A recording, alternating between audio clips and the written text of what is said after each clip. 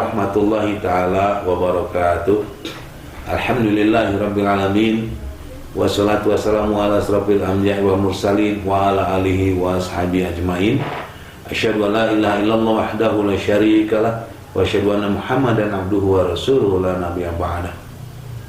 Sahabat RRTV dimanapun berada, mari sama-sama kita panjatkan puja beserta puji kehadirat Allah Subhanahu wa taala, yang mana atas limpah nikmat dan karunia-Nya kita masih dipertemukannya kembali dalam acara penentram kolbu pengiring buka puasa.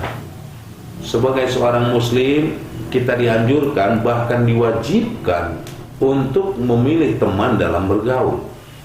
Tidak boleh kita menganggap remeh dalam hal terkait pertemanan ini, sebab banyak orang terjerumus ke dalam jurang kemaksiatan, banyak orang jatuh ke jurang kesesatan akibat daripada pengaruh pergaulan.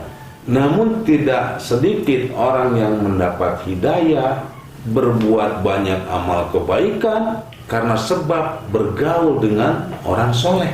Dalam sebuah hadis Rasulullah SAW bersabda, permisalan teman yang baik dan permisalan teman yang buruk ibarat seorang penjual minyak wangi dan seorang pandai besi. Penjual minyak wangi mungkin akan memberimu minyak wangi, atau engkau bisa membeli minyak wangi darinya. Dan walaupun engkau tidak diberi atau tidak bisa membeli darinya, tetap engkau mendapatkan wangi dari dirinya. Sedangkan pandai besi bisa saja percikan bara apinya mengenai bajumu. Andainya tidak mengenai bajumu, namun asapnya bisa tercium olehmu. Asap yang tidak sedap itu bisa tercium olehmu. Nah, jadi kalau zaman dahulu itu pandai besi itu asapnya mungkin ya bau sangat lah gitu. Kalau saat ini mungkin pandai besi udah pinter membuat ramuan bagaimana caranya mengolah besinya sehingga bau asap itu sudah tidak seperti dahulu lagi.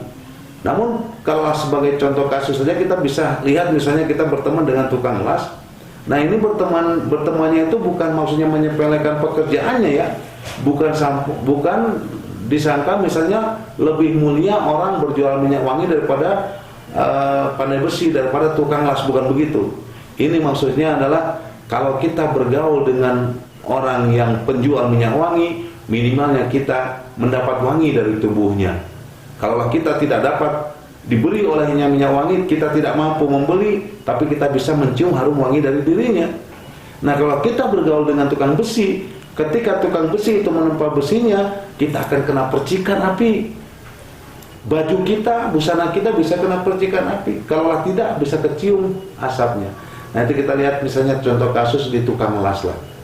Ketika kita ada yang ngelas, kita lihat saja kalau kita nggak mampu terkena percikan asapnya, itu mata bisa berhari-hari merah. Nah, contohnya seperti itu.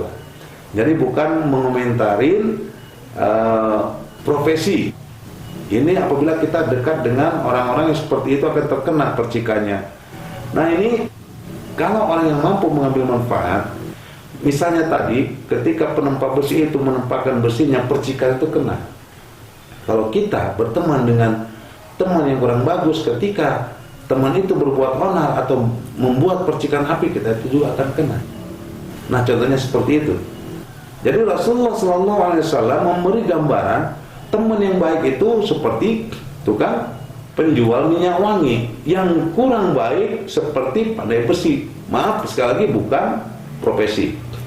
Nah, Imam Nawawi menjelaskan hadis ini di dalam kitabnya, memisalkan teman yang soleh itu dengan penjual minyak wangi, permisalan teman yang jelek dengan seorang pandai besi, yaitu hadis yang mengutamakan bergaul dengan orang soleh, dengan orang baik yang memiliki akhlak mulia, sikap warok, berilmu dan beradab.